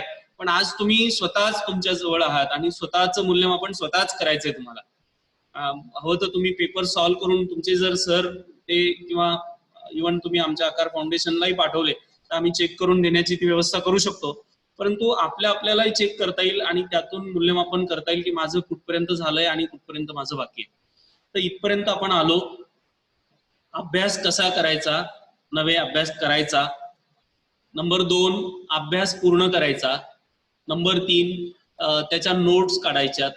नंबर 4 आपलं करंट अफेअर्स अपडेटेड असलं पाहिजे. फक्त विषय समजलेत म्हणून ही परीक्षा पास होता येणार नाही. विषय समजले तर प्राध्यापक होता येईल, शिक्षक होता येईल, PhD करता येईल. तुम्हाला जर अधिकारी व्हायचंय तर तुम्हाला परीक्षेला जे रिक्वायर्ड आहे ते तुम्हाला अभ्यासावं लागेल आणि तर ही परीक्षा तुम्हाला पास करता येईल. ही त्याची रिक्वायरमेंटच आहे. आणि म्हणून माझा स्कोर कसा चांगला होऊ शकतो. एका मुलाचं हे आहे की मी आर्ट्स बॅकग्राऊंडचा आहे तर मी माझा स्कोर कसा करू शकतो. तर इथे आर्ट्स बॅकग्राऊंडचे जरी आपण असलो आणि आपल्याला इथे प्रामुख्याने हे लक्षात घ्यायचं की माझा सीसॅट मध्ये स्कोर किती येतोय. कुठल्याही परिस्थितीत मला 250 प्लस जायचंय. मग 250 प्लस जायचंय ना, तर मग मी माझं जर सीसॅट चांगलं असेल तर तिथे मला जेवढं माझा स्कोर वाढवता येईल तेवढा वाढवता येईल. आणि तिकडे जर मी वीक असेल तर मग मी माझा GS चा स्कोर वाढवला पाहिजे. म्हणजे या सगळ्या कसंही करून माझा 250च्या वर स्कोर कसा जाईल त्यासाठी आपण प्रत्येकाने प्रयत्न केला पाहिजे. आता मार्गदर्शनाचे आणखी बरेचसे अँगल्स आपल्याला घेता येईल, पण अगदी परीक्षेला धरून आपण इथपर्यंत पोहोचलोय. आणि जर पुढचे 2.5 महिने व्यवस्थित आपण युटिलाइज करू शकलो तर मला असं वाटतं की या परीक्षेमध्ये भरपूर म्हणजे मार्चला होणारी परीक्षा आज ऑक्टोबरला होत आहे, म्हणजे मुख्यतः 4 ते 5 महिने एक्स्ट्रा मिळाले. तर आपण हे गृहीत धरून चाला की मागच्या परीक्षेला 245 स्कोर होता तर 5 मार्क्स तरी किमान वाढतील. म्हणजे अभ्यासाला चांगला जो आहे वेळ मिळाल्यामुळं निश्चित कट ऑफ वाढण्याचे चान्सेस आहेत. म्हणजे आपण 250-55 टार्गेट ठेवून अभ्यास केला पाहिजे. ठीक आहे. आता इथपर्यंत आपण सगळा हा एकूण सगळ्या टप्प्यांबद्दल बोललो.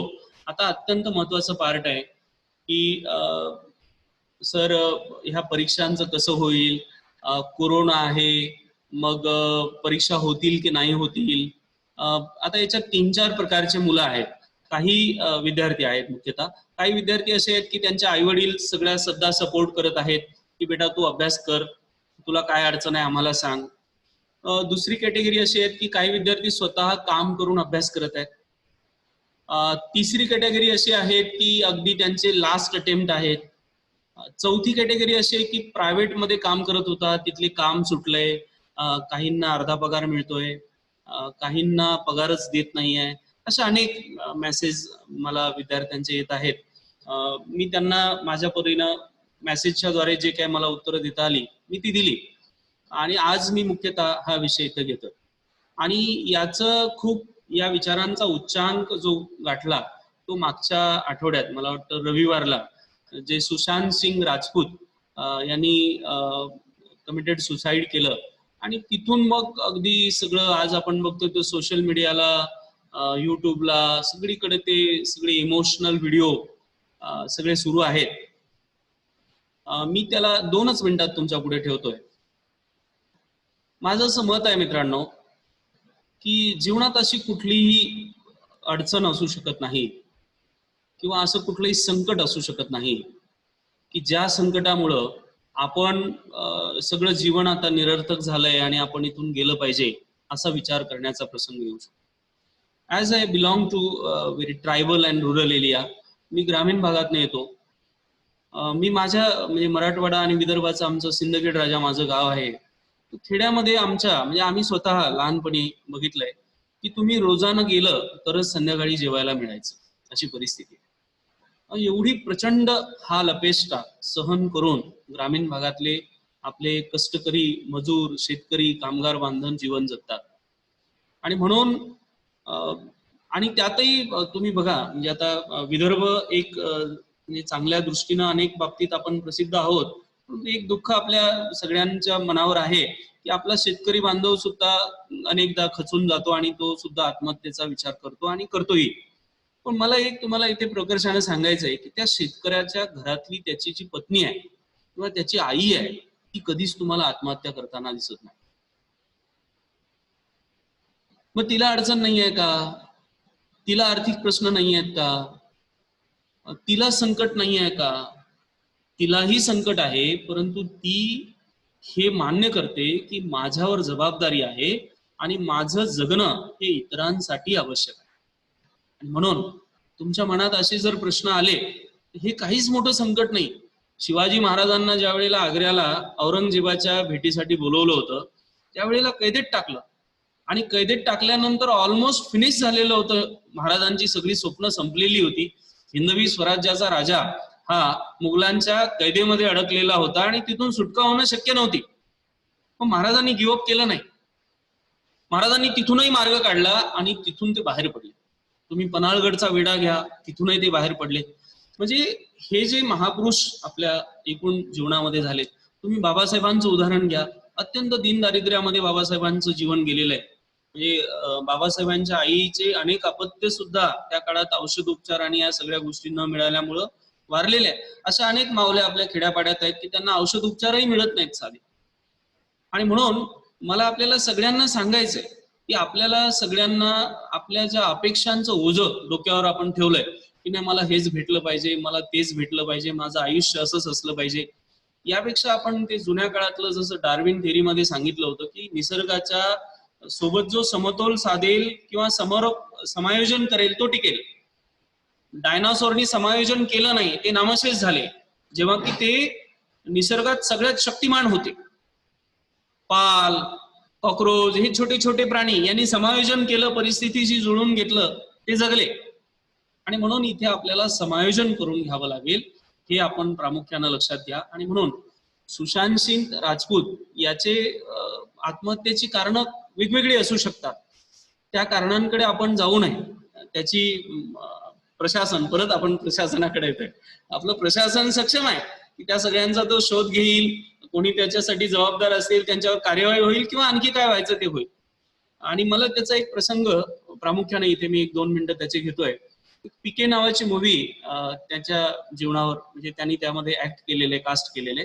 आणि त्या मूवीमध्ये म्हणजे सुशांत सिंह राजपूतला मी फर्स्ट टाइम जे बघितलं त्या मूवीमध्ये, की ज्यामध्ये खूप सुंदर विषय त्या माध्यमातून पुढे ठेवण्यात आला, की हिंदू आणि मुस्लिम मुलीचं विवाह होऊ शकतो आणि मुस्लिम मुलगा जरी असला तरी तो धोका देणार नाही. एक सुंदर विषय, छोटासाच एपिसोड आहे पण तो अगदी मनाला भावणारा त्याचा तो एपिसोड आहे. दुसरा एक त्याचा चित्रपट आवर्जून बघितला, चिचोरे हा जो चित्रपट आहे, त्याच्यामध्ये तो फार सुंदर संदेश देतो की जीवनामध्ये यश, अपयश किंवा सक्सेस यापेक्षाही जर काही महत्वाचं असेल तर ते म्हणजे मराठीत मी सांगतो की तर ते जीवन आहे, की जीवन जगलं पाहिजे आपण. म्हणजे कास्ट करताना तो समाजाला एक चांगला मेसेज देतोय, परंतु प्रत्यक्ष जीवनामध्ये ते इम्प्लिमेंट करताना त्याला कुठेतरी अडचणी होत आहे आणि तो तशा टोकाच्या निर्णयापर्यंत जातोय. मग मला आपल्याला इथे हे सांगायचंय की आपण आता या स्टेजमध्ये आपल्या मनात अनेक गोष्टी आहेत, की मला नोकरी लागली की मी समाधानी होईल, माझ्याकडे भरपूर पैसे असले की मी समाधानी होईल, माझ्याकडे गाडी, सोनं, नाणं, पैसा असला की समाधानी होईल. मग आता आपण इथे अगदी झालेल्या घटनेचाच विचार करा की सुशांत सिंह राजपूतकडे पैसा नव्हता का, त्याच्याकडे सुखसुविधा नव्हत्या का, हे सगळं त्याच्याकडे होतं. अशा अनेक लोक आहेत. म्हणजे अगदी उदाहरणच घ्यायचं झालं तर भैयूजी महाराजांचं तुम्ही उदाहरण घ्या, किंवा आपल्या IPS सर्व्हिसेसमध्ये हिमांशु रॉय सर होते, जे ऍडिशनल CP होते मुंबईचे. त्यांना कॅन्सर झालेला होता आणि त्यांनी सुद्धा सुसाईड केली. तर ह्या सगळ्या गोष्टींना आपल्याला इथे लक्षात घ्यायचंय की आपल्याला जगायचं आहे, या परिस्थितीमध्ये आपल्याला फाईट करायचंय, त्यासाठीच आपण इथे आहोत. आणि म्हणून कितीही संकट आली, कितीही अडचणी आल्या तर आपण आता हे सगळे व्हिडिओ बघणं बंद करा. त्याचे पारायण सुरू होऊन झालेत सगळे, युट्यूब काय, सोशल मीडिया काय, आपण जोपर्यंत त्यात सगळं बघत राहू त्यातून ते बाहेर पडणार नाही. आणि म्हणून जे विद्यार्थी आहेत या विद्यार्थ्यांना मला सांगायचंय की आपली दिनचर्या आपण अशी ठेवावी की जी आपल्या उद्दिष्टाला समर्पित असेल, ती भरकटणारी नसेल आणि डिमोरलाइज व्हायचं नाहीये. आहे त्या परिस्थितीमध्ये आपल्याला सर्व्हाइव्ह करायचंय. आणि मला विश्वास आहे की समोरचा जो येणारा काळ आहे त्या काळामध्ये आपल्या सर्वांच्या क्षमतेप्रमाणे आपल्याला निश्चित यश मिळेल आणि आपण सर्व आपापल्या स्वप्नांमध्ये, आपल्या ध्येयामध्ये यशस्वी व्हा. आणि म्हणून येस, प्रतिकूल परिस्थितीमध्ये सुद्धा आपल्याला उभं राहायचंय. आपल्या स्वप्नांना, आपल्या ध्येयाला आपल्याला सोडायचं नाहीये. आणि या प्रतिकूल परिस्थितीवर मात करून आपल्याला येणाऱ्या आगामी परीक्षा सुद्धा पास करायच्या. आणि त्या परीक्षा पास करताना जर समजा 2 गोष्टी घडल्या की आपला परीक्षा पास करायला विलंब झाला किंवा रिझल्ट आला नाही, अशा केसमध्ये आपल्याला प्लॅन B सुद्धा रेडी ठेवायचा. एवढे सगळे काम करण्याचे आणि संसाधनाचे माध्यम अवेलेबल आहे. आणि हे MPSC किंवा UPSC प्रिपरेशनचा जो फेज आहे हा एवढा बेस्ट फेज आहे की या फेज मध्ये अभ्यास केलेला मुलगा एवढा कॉन्फिडंट होतो की तो जगाच्या पाठीवर कुठेही अपयशी होऊ शकणार नाही. या विश्वासासह या एका सुंदर सत्राचं आयोजन करण्यात आलं. आणि वेबिनारच्या माध्यमातून, म्हणजे मी फेसबुक लाईव्हचे अनेक सत्र केलेत, परंतु असं सगळेजण एकत्र असणार आणि हा वेबिनार माझाही पहिलाच अनुभव होता. त्यामुळे टेक्निकली ह्या सगळ्या बाबी घेताना मी थोडा अनकम्फर्टेबल होतो. पण मला हे जे आपले कोऑर्डिनेटर सर आहेत, गित्ते सर आहेत, इतर खेडकर सर आहेत, या सगळ्यांमुळे हे सगळं शक्य झालं. मी परत आदरणीय प्राचार्य मॅडम, आदरणीय प्राचार्य सर या सगळ्यांचे अभिनंदन करतो की एवढ्या सुंदर विषयाला आपण घेतलं. आजचे जे काही प्रश्न आलेले आहेत हे प्रश्न मी आज थोडे अध्ययन करेल आणि त्याला एकत्रित करून उद्या आपण यावर सेशन घेऊ. आपण सर्वजण या सत्रात मला जॉईन झालात आणि एक संवाद या माध्यमातून मला करता आला. मला विश्वास आणि आशा आहे की जे मी आपल्यासाठी हे संवाद करू शकलो त्याचा निश्चित आपल्याला प्रिपरेशन करताना फायदा होईल आणि आपण सगळे यशस्वीतेच्या आपल्या मार्गावर निश्चित पुढे जाल. मी एक सुंदर कोट म्हणून याला कन्क्लूड करतोय की कितीही संकट असतील, कितीही अडचणी असतील, है अंधेरी रात फिर भी तो रोशनी की बात कर, लावण्या तू दीप येथे काळजाची वात कर. तुम्हा सगळ्यांना मनपूर्वक शुभेच्छा देतो आणि इथे थांबतो. धन्यवाद. धन्यवाद सर. एक छान मार्गदर्शन आपण विद्यार्थ्यांना केलं आणि MPSC UPSCच्या अगदी तयारीपासून ते लॉकडाऊन नंतर ज्या ज्या काही संधी असतील त्या संधीवरती आपण फोकस टाकला आणि विद्यार्थ्यांना एक सुंदर मार्गदर्शन केलं. त्याबद्दल मी धन्यवाद करतो आपले.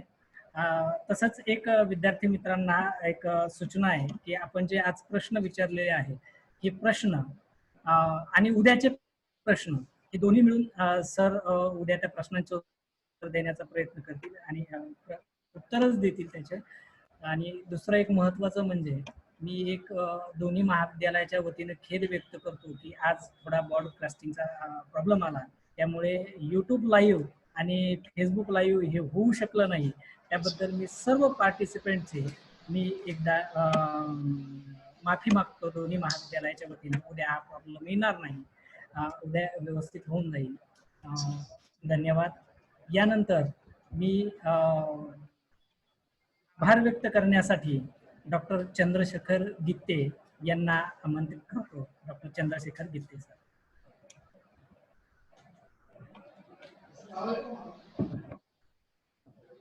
अनम्यूट करा सर, अनम्यूट करा. अनम्यूट करा सर. हा, okay. Hello. Okay sir. Yes. आजच्या या कार्यक्रमाला अध्यक्ष म्हणून आपल्या महिला मंडळाच्या प्राचार्या या ठिकाणी आल्या आणि त्यांनी कार्यक्रमाचं उद्घाटन केलं आणि विद्यार्थ्यांना शुभेच्छा दिल्या. त्याबद्दल मी आदरणीय मॅडमचं या ठिकाणी आभार व्यक्त करतो. याशिवाय या कार्यक्रमाला उपस्थिती म्हणून DV नाईक सर लाभले. सर सुद्धा प्राचार्य असताना त्यांनी वेळात वेळ काढून आपल्या या कार्यक्रमाला उपस्थिती दिली, त्याबद्दल त्यांचेही आभार व्यक्त करतो. आणि सर्वात महत्त्वाचं म्हणजे या कार्यक्रमाला जे आपले आजचे संसाधन व्यक्ती मान्य श्री राम वागसर लाभले आणि त्यांनी आपल्या सोप्या आणि ओघवत्या भाषेमध्ये आपल्याला जे मार्गदर्शन केलं त्याबद्दल मी आयोजक या नात्याने स्वतः त्यांचा खूप खूप आभार व्यक्त करतो. आणि याशिवाय जे विद्यार्थी मित्र या कार्यक्रमाला आले होते, मला वाटतं जवळपास 100 पेक्षा एकही आकडा आतापर्यंत सुद्धा कमी झालेला नाहीये. म्हणजे सुरुवातीपासून शेवटपर्यंत विद्यार्थ्यांनी जे सहकार्य केलेलं आहे किंवा जो प्रतिसाद दिलेला आहे तो वाखाणण्यानं जोग आहे. विद्यार्थी मित्रांनो, जीवनात देखील तुम्ही असेच यशस्वी व्हाल अशी आम्ही आशा बाळगतो आणि आमच्या सर्वांच्या वतीनं आपले आभार व्यक्त करतो. आणि उद्याच्या देखील सत्रामध्ये तुम्ही परत या ठिकाणी जॉईन व्हाल आणि असंच आपण चांगल्या प्रकारे सत्र घेऊ अशी मी आशा बाळगतो. आणि हे आजचं जे सत्र आहे ते या ठिकाणी संपलं असं मी जाहीर करतो. धन्यवाद. धन्यवाद. Thank you madam. Thank you.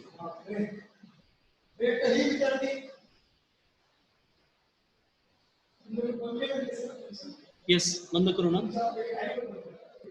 Okay sir. Mute करू सर.